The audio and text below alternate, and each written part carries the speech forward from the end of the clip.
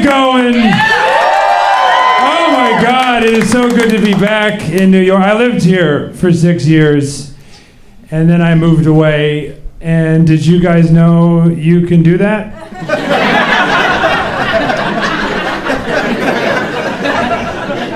There's other cities you can live in.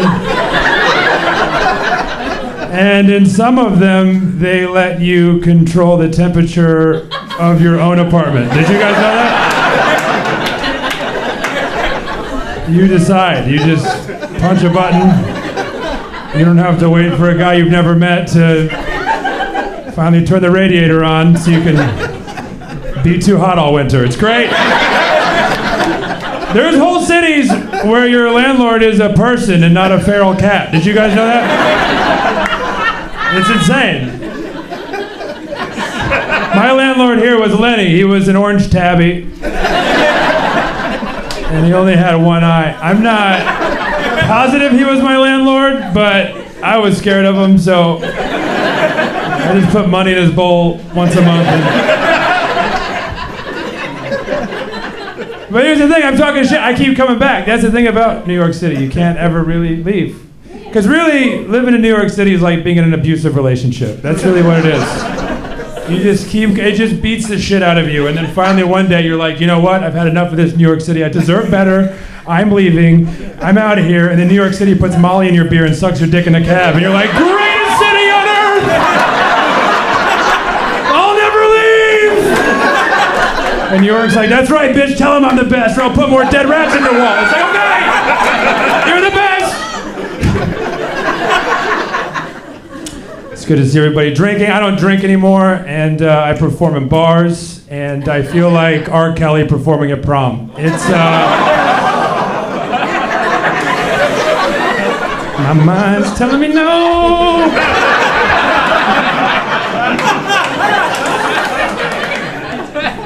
People always want to know why you quit drinking. I got several reasons, I guess. First reason is I don't want to find out the answer to the question, how many times can you pee on a woman before she'll no longer marry you? And so far the answer is not 2.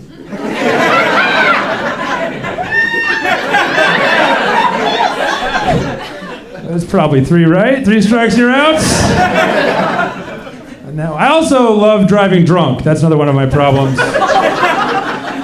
And I want to be clear about what I just said. I mean, it's not I'm willing to or in a pinch. I look forward to it. Very pumped up to do it. It's very fun to me. And I'll drive any car, too. My car, your car, I don't give a shit. I was telling my friend about this. He was like, what about Uber? They have Uber now. And I was like, yeah, I'll fucking drive one of those, too. What do I do? Download an app and a car comes to me. This rules. Get out, nerd. I'm driving. I got better music. Let's go. So, you know, I got a DUI, and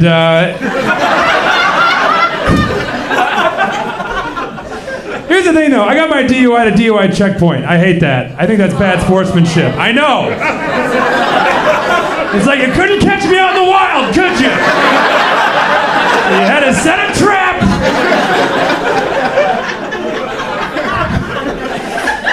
Luckily, I got my DUI in Wisconsin. If you're gonna get a DUI, do it there. They super chill about it. They don't even take your license. It's like, are you gonna take my license? They were like, no. How would you get to the bar?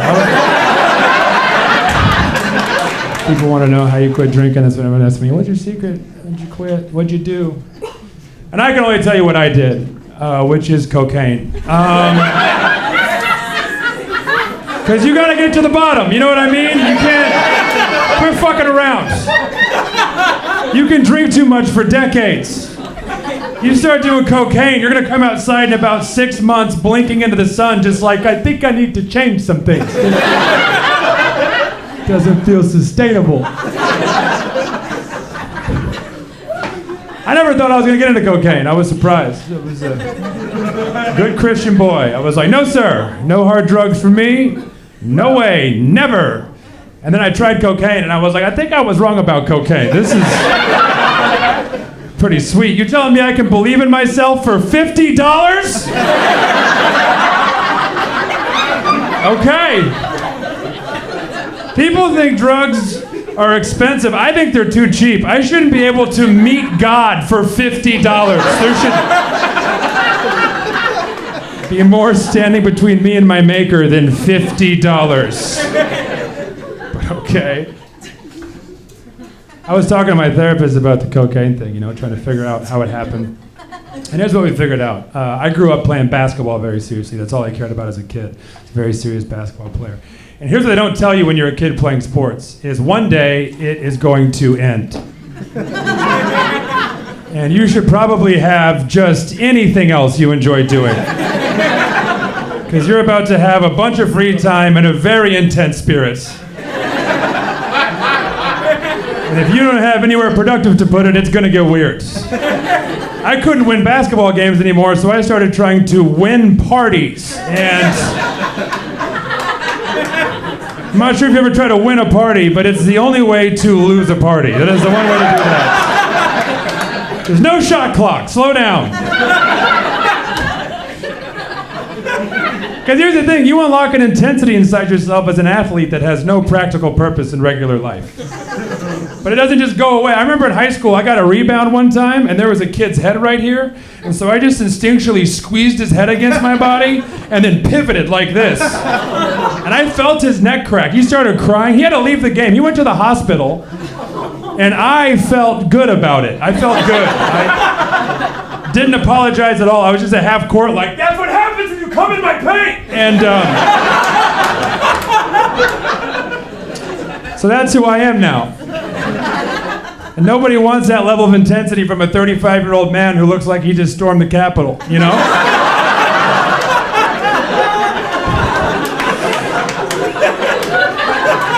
No one wants me at the bank like, who's ready to make a deposit? Let's go! Dude, you gotta calm down. I just called the police. The only people who like that level of intensity in adult life, cocaine people. Very pumped up. I'm like, who wants a chest bump? They're like, me, I like all kinds of bumps. I'm like, hell yeah. That's my tribe. And you guys can relax. I don't do cocaine anymore unless you have some. And talk to a therapist now, so I'm doing much better. Thank you. I think, everybody should talk to a therapist. I really believe that. And especially men. We got to talk to therapists. But you got to give us some time. There's a lot of pressure right now. There's a lot of men will literally buy a motorcycle instead of going to therapy. It's like, can you give me a minute?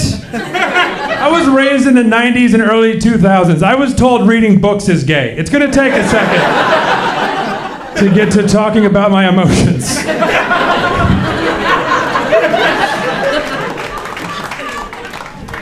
Now I go to therapy. I got diagnosed, actually. I got diagnosed with generalized anxiety disorder 2, which is dope. I caught the sequel. And you always want the second version of a thing. You got to let them work out all the bugs. That was a weird diagnosis. I thought being diagnosed was going to be more helpful than that. Help me identify what causes my anxiety, what are my triggers. I was like, Doc, what do you think's making me so anxious? He was like, generalized? Does that help? Seems being alive really puts you on edge. I was like, tight, dude. Appreciate that. We found out because I have panic attacks. I was telling him about it. And so sometimes in big moments in my life, like a basketball game or like a comedy taping, I'll get real nervous. And my throat will get real tight and my mouth will get dry and I'll have a stutter that wasn't there before and my hands will get clammy. And I hate it when that happens. I told my therapist I feel like a pussy when that happens. And I know that pussy is an archaic way of saying weak because it suggests that vaginas are weak when really they're strong and giving of life. And my girl made me add that to the joke. But the point is, I said I feel like a pussy. And that happens. And I don't know if you've been to therapy before, but a lot of times what will happen is your therapist will take negative words that you use about yourself and start using them at you so that you learn that you don't like to be talked to that way. So for me, therapy's become an hour of a 65-year-old Jewish man calling me a pussy until I give him $100, which feels like something a pussy would do. I don't know if it's working feel like I should beat him up and take his money. I don't need therapy anymore. Basically, generalized anxiety disorder, what that means is that my brain is a bad detective. That's how I would describe it. I have a very confident bad cop living in my head. And he looks at all the correct evidence and then just makes the wildly wrong conclusion.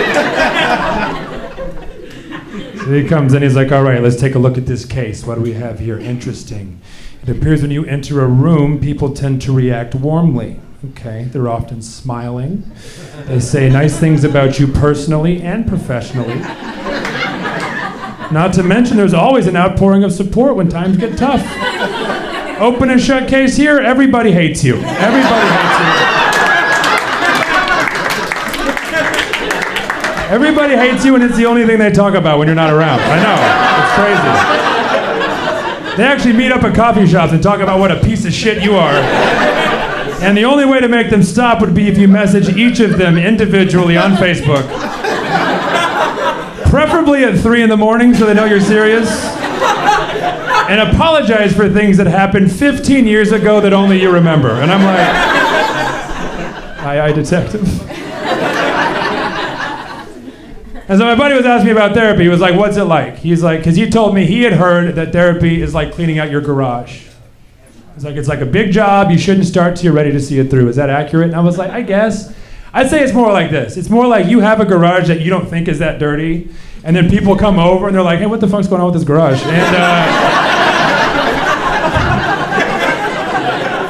And you're like, hey, what if you didn't just come to my house anymore? And they're like, that's kind of what we're talking about. And so you finally agree to clean the garage. So you go online, you find someone that specializes in your specific kind of garage. And then you pay them $100 a week to watch you clean your own garage.